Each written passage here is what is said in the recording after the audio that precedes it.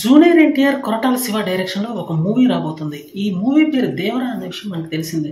అయితే ఈ మూవీ మీద ప్రస్తుతం ఉన్నటువంటి అంచనాలు అత్యంత భారీ స్థాయిలో ఉన్నాయి. టాలీవుడ్ నుండి వస్తున్నటువంటి పాన్ ఇండియన్ మూవీలో ఇది ఒక పెద్ద మూవీ అనే చెప్పాలి. ఈ మూవీ కోసం వెయిటింగ్ ఎంతలా నడుస్తుందంటే కేక్స్ అంతా ఓపెన్ చేస్తే ఇప్పటికిప్పుడు హాట్ కేక్ లాగా అమ్ముడిపోయే విధంగా ఉంది ప్రస్తుతం ఉన్నటువంటి పరిస్థితి. ఇంకా తరువాత వరుసలో ఉన్నటువంటి మరో movie game changer. Ram Charan హీరోగా నటిస్తున్నటువంటి ఈ మూవీ మీద అంచనాలు భారీ స్థాయిలోనే ఉన్నాయి.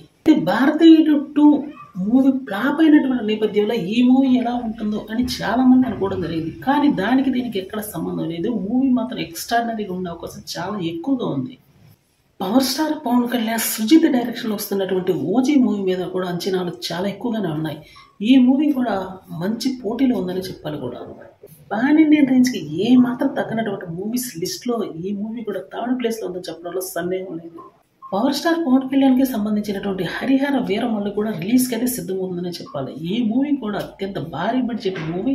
పీరియాడికల్ నేపథ్యంలో వస్తున్నటువంటి ఈ మూవీ మీద అంచనాలు మొదటి నుంచి భారీగానే ఉన్నాయి.